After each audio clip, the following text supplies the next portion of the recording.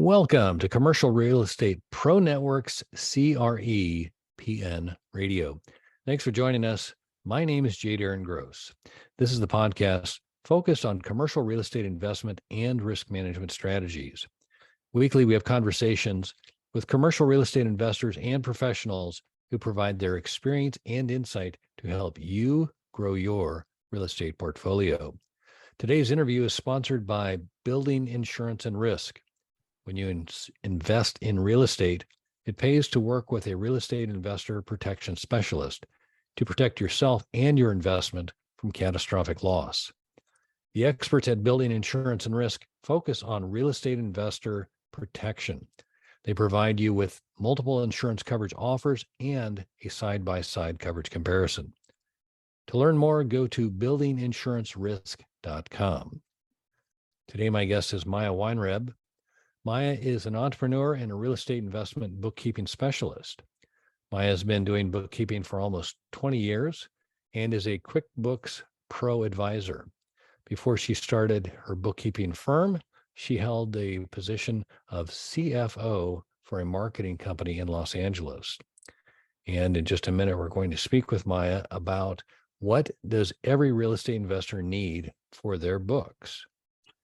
But first, a quick reminder. If you like our show, CREPN Radio, there are a couple of things you can do to help us out. You can like, share, and subscribe. And as always, we encourage you to leave a comment. We love to hear from our listeners. Also, if you want to see how attractive our guests are, be sure to check out our YouTube channel. You can find us on YouTube at Commercial Real Estate Pro Network. And while you're there, please subscribe. With that, I want to welcome my guest, Maya Weinreb. Welcome to CREPN Radio. Hi, thank you so much for having me. Well, I'm so glad you've joined us, and I'm looking forward to our talk. Before we get started, if you could take just a minute and share with the listeners a little bit more about your background. Yeah, so I mean, you kind of said it, I've been doing bookkeeping almost 20 years. I had in-house bookkeeping positions straight out of high school. And I was CFO for a marketing company. And then I decided to start my own company. I started freelancing. So I had bookkeeping clients that I was doing, on the side. And in 2018, I decided to go off on my own, which, speaking of risks, that was a fun risk. But I did that. And it's a really interesting thing being, on one hand, a bookkeeper, an accounting professional, where you're looking at numbers every day and you're doing things very, very risk averse, and being an entrepreneur, where sometimes you just, that is what an entrepreneur is, right? Being willing to take risks and being willing to not have failures, but learn from where you didn't succeed, right? Everything is either a win or a lesson. So so I have a fun mix of both of those personality types. I have the entrepreneur, kind of pirate and bum, willing to take risks, and I have the bookkeeper. I have lists of everything, and I know my numbers every single day. And I think that from that, I have a unique perspective to be able to help other business owners. Oh, that's great. The bookkeeping is oh so important. I know this in spades myself, and but it's also about as exciting as insurance. Very glamorous. Yeah, very glamorous. Yeah, it's but the importance. It's what I find it is the kind of the score sheet that tells your story. How your property is performing, whether it be preparing for your taxes or working with lenders, or if you're trying to tell a story to other investors. So when taking all that into consideration, just what bookkeeping is, how do you work with real estate investors? Yeah, like you said, bookkeeping is the building blocks kind of as for anything next on finances. Your insurance broker is going to ask for your P&L, a lender is going to ask for your P&L, an investor is going to ask for a P&L, a tax planner is going to ask for a P&L, and if you don't have that, you aren't going to be able to do any of those things. So I think how I work with real estate investors is I just help them get organized so they have all of their ducks in a row. We have many real estate investors that we work with, so we're really used to it, and the best, most efficient way to keep the books, we use QuickBooks Online, so we'll create. And in real estate investors are funny. They'll have one LLC that owns two properties, and then one LLC that has these business or these partners, and this LLC that has these business partners. So you really need to be able to track all of those things separately, and you need to be able to run a P&L by property. You need to be able to run a P&L by LLC, and you need to be able to know all these things, and you need to be able to look at it whenever you need it, whenever you're looking at, okay, do we have enough profit to buy another property, or you're trying to get another, an investor, or maybe another mortgage, or whatever it is you're trying to do. You have to have those papers at the tips of your fingers. And a lot of bookkeeping and accounting professionals and industries aren't kind of keeping up with computer age and modern, and it might take you 2 or 3 weeks to hear back from your bookkeeper or from your accountant, especially in tax season, but all year long, because they're not really set up, most of them, to be communicators. They're set up to be, doing your books, and they don't have time to talk to you and do your books. So I had to get really creative about that and figure out how to have the business owners back, how to be there for them and get the work done. And I actually had to go out, and we got big enough, I had to go out and hire a customer service person just to be able to handle the communication and to keep up with the level that I promised my clients, which is we reply to all communication in 1 business day. So if you ask us for something, we can get, depending on what it is, but we'll at least let you know when we can get it done. And if we're doing monthly bookkeeping for you or weekly bookkeeping, and you are asked for a P&L, and we obviously already did the bookkeeping, we can just send it to you in 5 minutes, as soon as we see the email. If we're doing quarterly bookkeeping and you're asking for a month that isn't finished, you might have to give us a few days to get it caught up. But in general, you're going to have your information just right at the tip of your fingers. And I think that is very important for real estate investors. Yeah, absolutely. Having the information that's readily available, as opposed to let me get back to you kind of a situation. So let me ask you this. This is one thing that I know has been a frustration of mine, and I've talked with other investors. And I think that there's some sort of I don't know if it's a disconnect or it's just a kind of a translation of sorts. How do you work with the information the property manager provides? Because I don't know that it's always the same or consistent. I think I've run into different property managers that have their own little way of keeping score, or, we all know that rent is rent. Laundry might be laundry, or utility income might be, whatever those fees are, whatever they're keeping track of. But beyond that, the expenses and who's paying what and categorizing all that stuff. It's almost like they create their own language. How do you reconcile or work through that to help your real estate investors? Well, I think probably because I've worked with so many different industries, I'm used to everybody having their own language and their own way that they do it. And I think you're right. Of our real estate investors that have property managers, we get the data all different ways. Some of the property managers will send us, they'll send the net proceeds, and they'll have paid a bunch of maintenance and, different things out of it. And so they'll just send us these, Excel spreadsheets, or even sometimes handwritten on the back of checks or whatever, where it says what the money was that came out. And in that case, we enter it in that way. We enter in, in bookkeeping, you have to work backwards. So we would enter in a deposit for the gross amount and expense all of the expenses to the correct, property and category. So where the net check matches the net check received. Then there's other property managers who do it the other way. They have an expense account that is the real estate investors account. And so they deposit the entire rent amount, and then they have, whatever, a debit card or a checkbook, and they pay things out that way. And then we have to track it like that. So it really just depends. It also depends, is this a multi-unit property where you have, 200 rent checks coming in, or is this a house that's being rented out, or, so it really depends on how the real estate investor set it up with their property manager and what information is needed. Because, for instance, there's not that they're a real estate investor, but adjacent, we have an HOA that we do bookkeeping for an enormous property, and they have all of their bookkeeping in another software, not their bookkeeping, but their rental information in Appfolio, which other real estate investors use as well. And basically the way they want it is they want QuickBooks to 100% match Appfolio.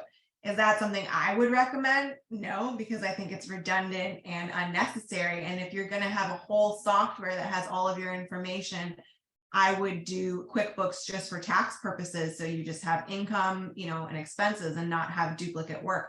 But that's what they needed because they wanted the redundancy.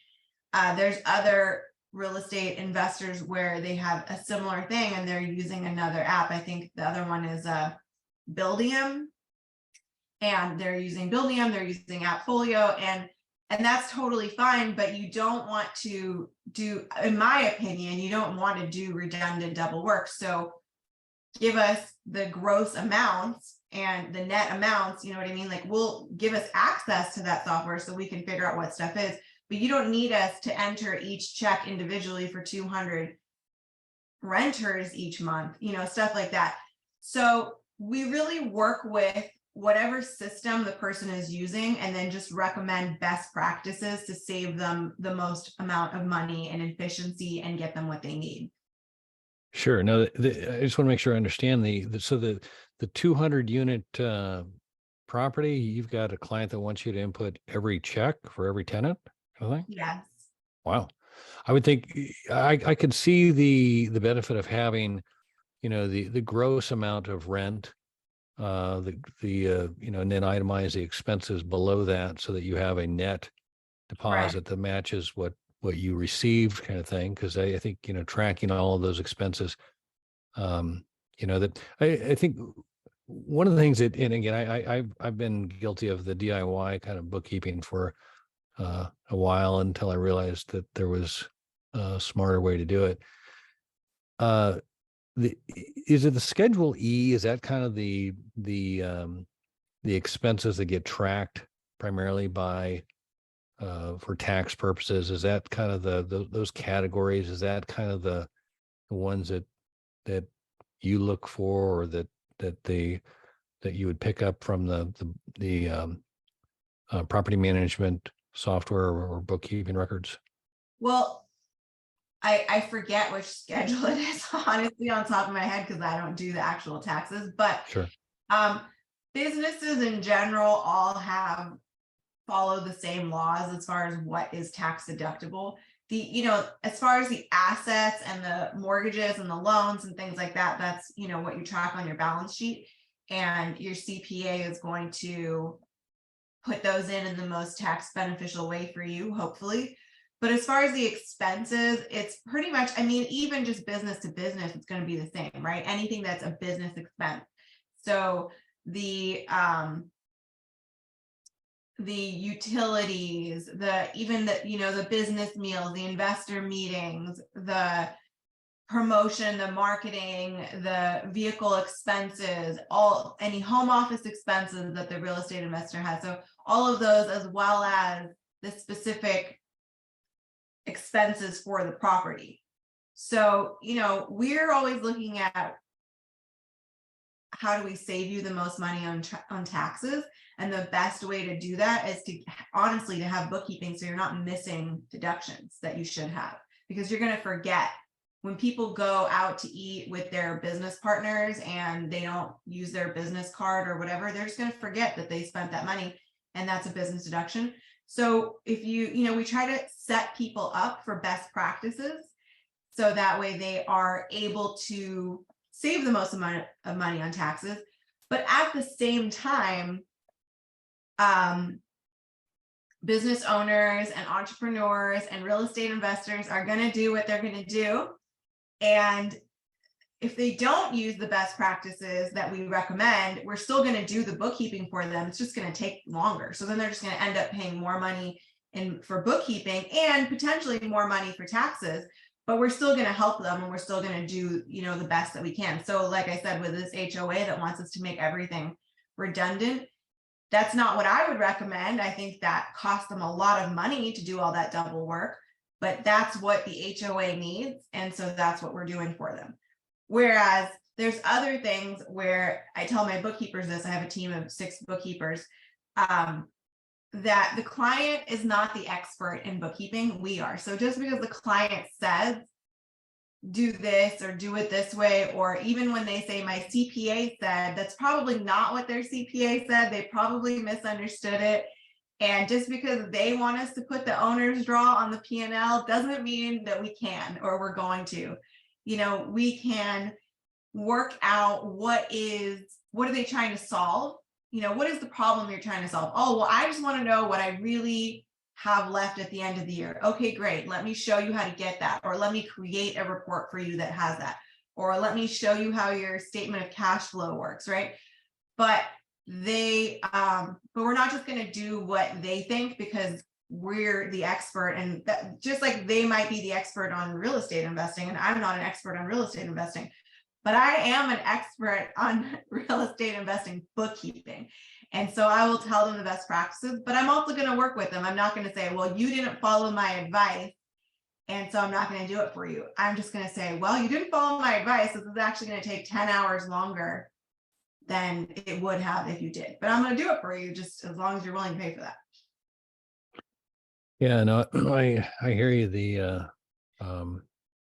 Everybody thinks a little bit differently, kind of thing. But at the end of the day, if you're trying to report to whether it be a bank or the IRS or there is a standard of information that's expected, and I think that's kind of the at the end of the day, what your numbers have to reflect in some way, shape, or form. And they will at the end of the day, but it just, like, if you look at a P&L, it's going to show you the top line information. So how much detail you want in that. For instance, the P&L for this HOA is going to look the same whether I entered in rent check by rent check or whether I entered in a gross, rent. So it's just when you drill down, how much information do you need in there? And I personally think that when you have industry specific software that's tracking, even for construction companies where they have their ARs in another, they have their estimates and invoices and all that in another software, I don't think it makes sense to duplicate that work and do it again in QuickBooks. That's not necessary. QuickBooks can do it if you're only using QuickBooks for that, but otherwise, use QuickBooks in the most efficient way that you can to get the information that you need for your taxes, unless you're managing your company out of QuickBooks. I manage my company out of QuickBooks as far as, I have all of my clients in there and all the invoices and all that, but I'm not also using another software to do that. I have it all in one place. And for property managing, QuickBooks is not the best software again, for like construction companies. I wouldn't say that QuickBooks is the best software when there's industry specific software that does all that, but that software doesn't do everything that QuickBooks does because it doesn't have the same purpose as QuickBooks of accounting and getting stuff ready for taxes. So you really have to just, use the common sense and keep it simple. That's my motto. Keep it simple. Good rule for accounting, that's for sure. Yeah. So let me ask you this: what are the things that people miss the most? I would say that, especially when you have your property managers send you net checks, people miss getting all the information. So they'll give me just the net check amount. And this is across the boards on many industries, but specifically for real estate investing, they miss getting you all the information, and that makes your books wrong. If you don't have the gross amount, then your income looks wrong. And that might not matter for tax purposes. You know, if you're going to say, well, but the net amount is what is the net amount, and that's true. But if somebody wants to see your P&L, your numbers are going to look deflated if you don't have your revenue in there correctly and the expenses. And for instance, if you were looking for an investor and you're showing, here's my numbers, and you don't have any expenses and you just have a net income on the top line, and then, you know, a telephone bill and then your net income on the bottom, it's not enough information for an investor to make a decision. They're going to say, okay, well, how do you not have any expenses? Are you either not tracking expenses? Are you paying it out of the net? And you're not going to be able to give the whole story. So you need to put in the gross rent checks, or, you know, whatever money you're getting in, and all of the expenses having to do with the property. So you're telling the correct story to anybody looking at it. Yeah, no, that's one I've been guilty of a long time ago, but definitely all of the numbers, they all have to be part of the story. Yeah, because I have friends that are investors, and they'll tell me, you know, I looked at this person's books and it all looked good, you know, from first glance, but then I started wondering, don't you rent out a giant garage to store all of your equipment? And why isn't that on your books anywhere? And then it came to light that, well, it was because it came out of over here because the owner still owns it directly. And therefore, if I would have bought this, you know, or invested into this business, I would have had this other expense that I didn't know about by looking at the P&L. So it just can cause you problems. It could make contracts get canceled for, you know, incorrect information. I don't know, whatever you call that, bad faith, things like that. So you have to put all the information in there to set yourself up for success for so many different reasons. And it's not even, like I said, it's across the board. It's many industries, even things like when people get paid via Stripe or Square, and those third-party platforms remove their fees before they deposit the money. People just put in the net amount, but that is not correct. That's not your income. Your income is the top line minus the expenses. So we have to go work backwards and put those in. Oh, so what do you find that the things are that most people get confused? I think there's a lot of TikTok advice these days, and it's not that the TikTok advice is necessarily wrong, but that it only applies in specific situations. So you can't take a piece of advice and automatically tell your CPA or bookkeeper that it applies to you. It might, or it might not, because so many of these things depend on, are you an LLC? Are you elected to be taxed as an S Corp? Are you a C Corp? Are you a sole prop? What revenue level are you in? Do you qualify for that credit? Just because your friend did doesn't mean you do. So, and it's, you know, and I listen to this advice too. I scroll through there and I go, huh, that's a good point. And some of it is, you know, really good advice that people miss.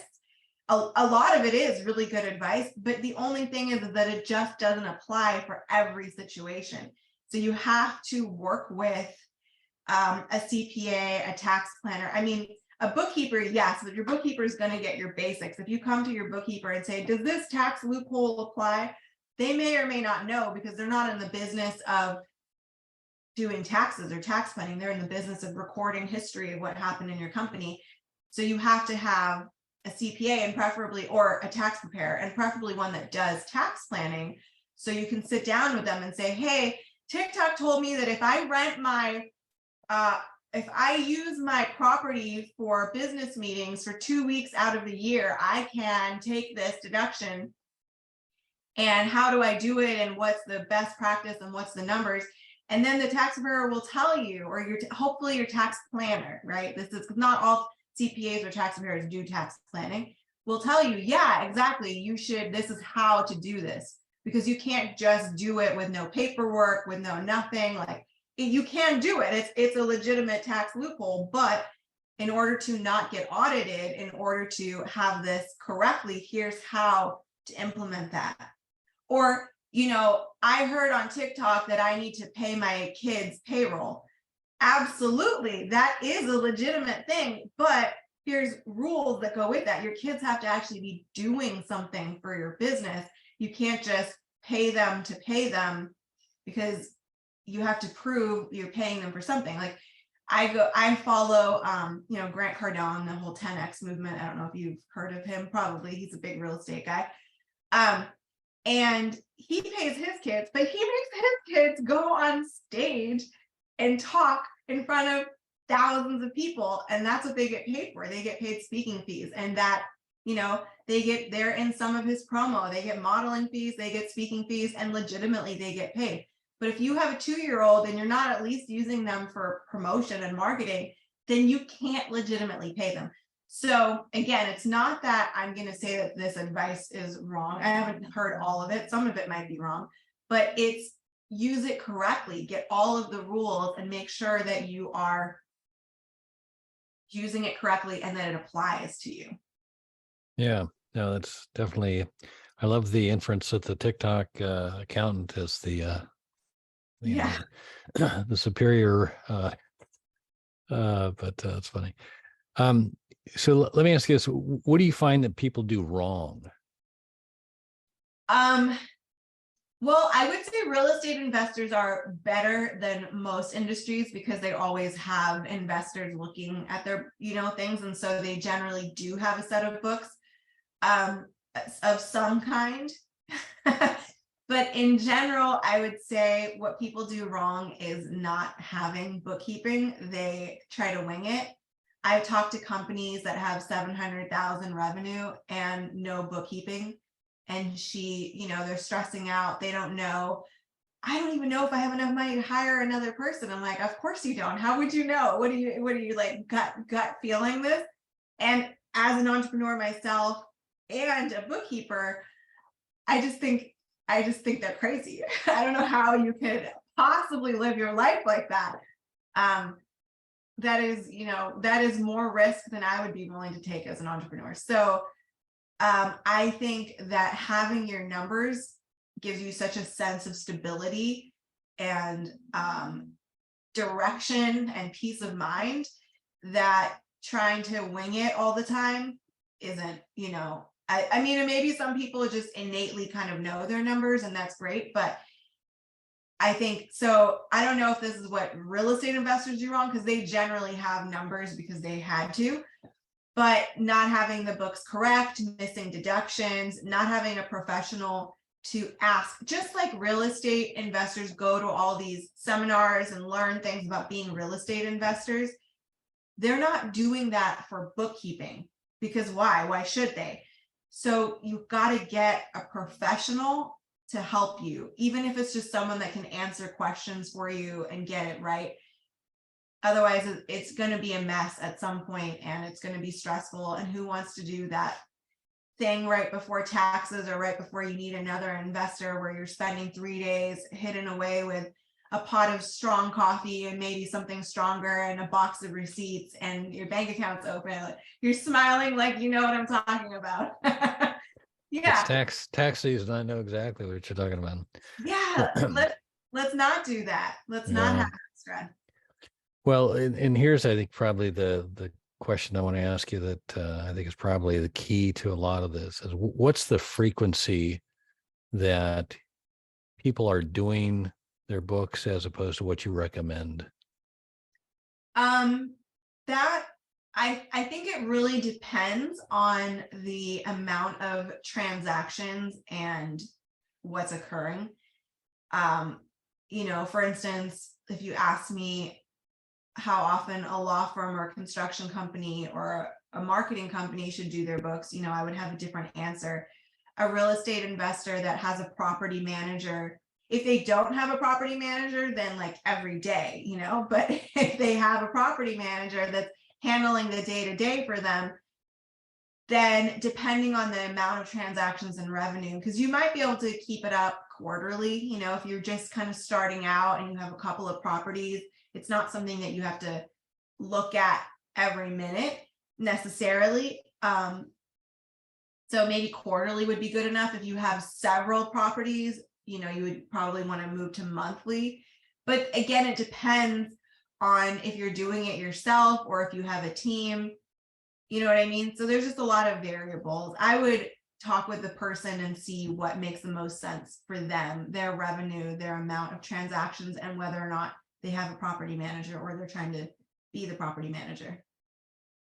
I was going to say, just kind of a confession. The more frequent you do it, the easier it is to catch anything that's not right. Absolutely. And also fix it, or, get it corrected. Yeah. That's what I found. Even like my property manager, like one time they'll record like a laundry income as like rent. The next time they'll, and it's all gross income, but still, like, we were talking, it's nice to be able to isolate and, be able to tell the story to show exactly what this is and why it's this. And so that at the end of the year, when you have to report to the IRS, or, if you're trying to give the bank something, it all adds up, and you don't have, the 1099 you get from the property manager doesn't match what you recorded because, you didn't identify it as it happened, when it was something that could be, updated, or they could correct it, kind of thing. So, Yeah, but absolutely. And no. again, it just depends, like, what is it? Is it a rental property? Is it a property that you're just holding and you're not renting? Like, there's so many different things that is still considered real estate investing that it would just really depend. But yeah, I agree. I mean, I think generally I would say at least monthly. But again, if you don't have a property manager, or if you need to be reviewing your property manager's work, then even more often than that. Yeah. Well, and I think the other thing that I find with this is that if you're not in the habit of doing this, you need to get to a frequency to where it's not, now, what do I do? Yes, Kind of thing. 100%. Because I've gone, stretches where I thought I just did it, and come to find out it's been 3 months, since we sat down and input the stuff. And I do have a bookkeeper, but I work with her in that I will input the information. I'll send it to her for, to make sure that everything's recorded properly, or Okay. showing up the way it's supposed to. Because I used to, think I was doing it. I'd download from the bank and call it all good. And then at the end of the year, it would be like this, like you described, at least 3 days of, of heavy, dark coffee and, grinding my teeth, and it's like, oh my God. And then you're trying to go back and find out what is this and what's that. And I've forgotten. I couldn't tell you what that is, even though I made notes on whatever, or you find the receipt or whatever but it wasn't. So you end up missing the opportunity to tell the full story, or you just decide, oh, okay, it doesn't matter. I can't figure it out. So I'm not going to worry about that. And a little bit here, a little bit there. After a while, it adds up. And For sure. And if you're so doing your own bookkeeping, which honestly I don't recommend, but if you are, then yeah, I mean, just take 10 minutes a day and do it. well, let me ask you this, because I think, there's a point, and again, we have property management, so we get the reports from the property manager. Then we input it into QuickBooks, Mhm. kind of the gross numbers like we've been talking. And then I have a bookkeeper I use on kind of just a periodic basis, saying, hey, look, here it is. Make sure it's tight. So at the year end, I'm not like going, oh my God, Yeah. whatever. How do you, is there a frequency that you work with, or is it, do you have the capability of working with somebody similar to like what I do, or Yeah. is it all or nothing? Like we do everything, or we can work Well, with you? here's the thing. The honest answer is that it's best done right the first time, and that's the fastest way to do it. So what your bookkeeper may or may not be telling you is that the amount of time that it takes to fix things in software and in QuickBooks is at least 3 times longer than it takes to do it right the first time. So if you're doing it yourself and then they give you a kind of list of things to fix and you know how to fix it, then that's one thing. And if you're trying to do that for the purpose of saving money. If you're at the point where you just hate bookkeeping, like honestly, most people I talk to, or you just don't have time for it anymore, then it makes more sense to just have the bookkeeper do the entire process, because it'll be most efficient that way, where it's not going to be a bunch of going back in and fixing. And that's the thing that I run into, like they talk about that you see these posters in different trades, like, hiring me to do this for you, $100 an hour, doing it while you watch, $200 an hour, doing it with me, $1,000 an hour, whatever, stuff like that. Right. It's kind of true, because we're gonna get it done right. And if we have to go in behind you and fix what you're doing, it honestly takes longer. And we do have clients that do that and they prefer to do that.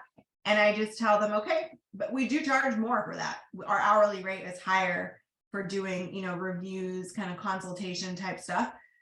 But we'll do that if that's what they really prefer. They want to go in and do their own bookkeeping, and then they want us to go in behind them and review it and either tell them what to fix or fix it ourselves. I just don't know that they end up really saving any money that way. Oh, sure. No, and I'm not suggesting I've figured out how to save money. It's more a matter of just that I think probably more than anything, it's a habit of the way that I started, doing certain things. And I originally worked in Quicken, and then, graduated to QuickBooks and still have some that are in Quicken. So it's kind of a mishmash but each property, each entity, kind of thing. And I will say this, I'm blown away by how much more you get with QuickBooks than Quicken. The Quicken's basically a checkbook register. It's not at all, does not have the tools at all or it does. It doesn't speak the the accounting language like QuickBooks does. So right, yeah, it doesn't at all, and neither does some people try to use QuickBooks Simple Start, or sorry, I take that back, QuickBooks Self-Employed. And that doesn't speak the accounting language either. That's kind of like if you have an Etsy company on the side that makes a few $1,000s a year, then I'd be like, okay, yeah, I use self-employed. But anything else, you need to use a real version of QuickBooks, at least Simple Start, if not, Essentials, that has all the tools that you need. Yeah, no, and get it set up right. Yes, exactly. Don't create the problem and then say, hey, Maya, help. Yeah, because I will help. I always help. I don't turn people down, but depending what the problem is, I will charge them more or less to fix it for them. Right. No, the setup is key. That's the one thing I figured out, that don't attempt to do that on your own if you don't know what you're doing. Yeah, but also just to answer your question earlier, I do still my own bookkeeping for my company. I'm actually training someone right now to take that over from me, because I thought that one day maybe my bookkeepers who work for me could take it over, and then I realized no, they're too busy doing bookkeeping for clients. So I've been doing it myself, but I like to know my numbers every day, so I just go in and do it every day, and it takes me about 5 to 10 minutes, and then it's done. Once, well, probably not once a month, but I go in and reconcile and keep everything up to code for my CPA, who then files my taxes and tells me things as well, like, oh, you need to blah blah blah, sure, okay, good, and I can go in and fix it, and I can do anything that's needed. But yeah, if you're good at bookkeeping and you like it, then just go in every day and spend 5-10 minutes on it, and then you have your numbers to hand. But if you can't do that, or you don't like it, or you don't have time, or you don't know how, then write everything down on the receipts, scan it into your QuickBooks app. Your bookkeeper will be able to code it per property, per LLC. Yeah. Well, and again, I think what you just kind of reiterate is that frequency thing. If you are responsible for doing the bookkeeping in any way, shape, or form, do it as soon as possible rather than wait. So Yeah, that's good. exactly. But if you get in the habit of doing it either every day while you're having your, morning coffee, or let's say you take your kind of, administrative tasks day and you go, Sunday, I sit down and do QuickBooks and coffee, then that's, and put it in your schedule. But otherwise, yeah, you'll forget. And it'll be 3 or 4 months and you'll be like, oh shit, sorry, I don't know if I'm allowed to swear. I didn't do my bookkeeping and now I don't remember what any of these things are. And I don't remember. I knew I made a mental note to remember why I took that $350 out of the ATM. And now I have no idea what it was for because it was 4 months ago. And that's where you lose tax deductions. Yeah. Guilty. Hey, Maya, if we could, I'd like to shift gears here for a second. By day, I'm an insurance broker. And as such, I work with my clients to assess risk and determine what to do with the risk. And there's 3 strategies we typically consider. We first look to see if there's a way we can avoid the risk. When that's not an option, we look to see if there's a way we can minimize the risk. And if we cannot avoid nor minimize the risk, we look to see if there's a way we can transfer the risk. And that's what an insurance policy is, a risk transfer vehicle. Mm-hmm. And as such, I like to ask my guests if they can look at their own situation.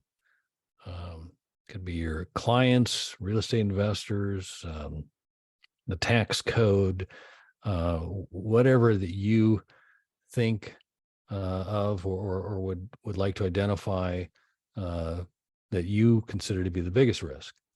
And again, for clarification, while I am an insurance broker, I am not necessarily looking for an insurance-related answer. And so if you're willing, I'd like to ask you, Maya Weinreb, what is the biggest risk? Yes, I've thought about this. I think the biggest risk right now for real estate investors, for clients, for entrepreneurs, for individuals, for everybody right now is the fact that the IRS just hired 87,000 new auditors. And, we saw articles about that a lot at the end of last year. And I don't know if they're all hired and they're all implemented, but what does that mean to an individual? What does that mean to an investor? That means that they're 87,000 times more likely to get audited. At least, not saying I'm a mathematician, so maybe, that's not the exact math, you math it. But to me, that's 87,000 more people who could potentially go and audit your business, your investments. So it just makes it so that all of the things that you're supposed to do that you kind of said, well, no one's ever audited me and it's never really been a big deal.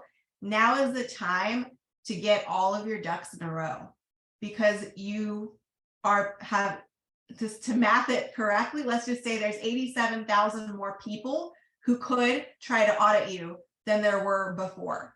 There's 87,000 more resources to do that, because the IRS doesn't have time to deal with all of our stuff, right? They're busy going after big fish, and we know ways. There's many tax strategies to minimize risk, to not look like you have a bunch of red flags that might get audited. And that's great. So we want to keep doing all those things. For instance, if you have an S corporation, to make sure you have payroll, that's the biggest red flag. A lot of real estate investors aren't S corporations, they're LLCs, and so it's different. But sometimes they have holding companies that are S corps, things like that. And if the IRS audits you, they're going to want to see your books. They're going to want to see receipts for everything. They're going to want to see bank statements. And on things like business meals or whatever that a lot of people, I'm not going to say a lot of people, some people, every time they go to dinner or have dinner by themselves, will consider it a business expense. And the IRS is going to want you to prove that it was a business expense and who you went to dinner with. And that needs to be, written on the receipt or in your books for it to make sense. your 1099s that you're like, well, I'm not going to 1099 the plumber because it's never really been that big of a deal. It might start being a big deal. There are rules written into the IRS code of what happens if you don't file a 1099 on someone and you allow, them to work for you under the table and it's not that big a deal. There's rules and there's big penalties. There's penalties for filing a late 1099. There's penalties on not filing a 1099. And they have not, that I know of to this day, actually implemented those penalties because they haven't really had time to deal with all of the 1099 filing, for instance, as an example. But now they have 87,000 more people who might be taking a look at that.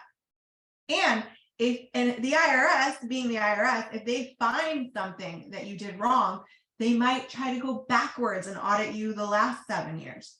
So now is really the time to make sure that we have all our ducks in a row, that we're using the same tax return to get our investments that we use to file with the IRS, that we are filing our 1099s on every single person that's a service provider, that we have detailed receipts on everything.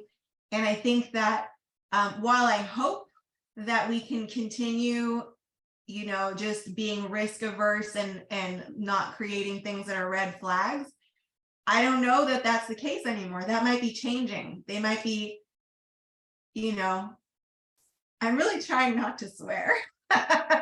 They might be getting harder on us. And so in order to avoid risk, to mitigate risk, to minimize risk, you got to have all your legal bookkeeping IRS ducks in a row.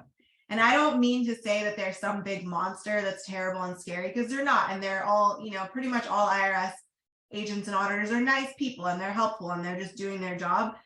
And it's not to say don't go make money or go hide in a corner, make money. They can't tax you if you're not making money. Go do something, go buy that property, go do that cool thing you're doing.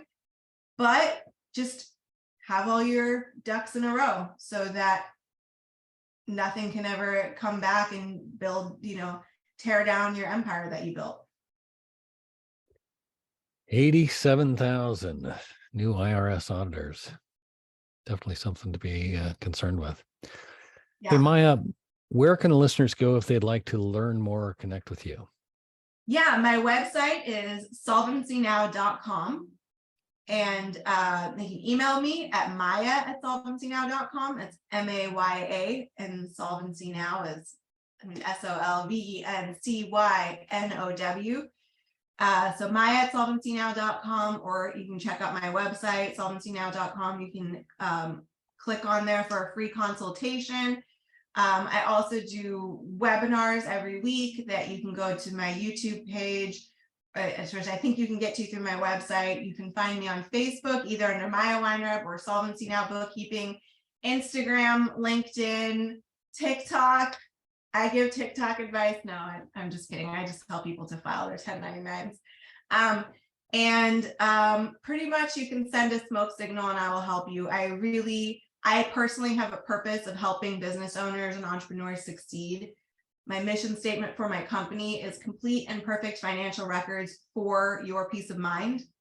So I really want to make this area less stressful for people, and I'm doing it as a, tech company and not as an old school kind of accounting, we'll get to you when we get to you style. So I'm really here to help people, and that's what I live for. So yeah, maya@solvencynow.com, solvencynow.com, or I'm not on Twitter, but pretty much any social media, either under Maya Weinreb or Solvency Now Bookkeeping. You can find me and send a message, and I will reach back out to you and schedule your consultation. Great. Maya Weinreb, thank you so much for taking the time to talk today. I've enjoyed it, learned a lot, and look forward to doing it again soon. Yeah, thank you so much for having me. I hope this was helpful to your listeners, and I do hope to do it again as well. Great. For our listeners, if you like this episode, don't forget to like, share, and subscribe. Remember, the more you know, the more you grow. That's all we've got this week. Until next time, thanks for listening to Commercial Real Estate Pro Network's CREPN Radio.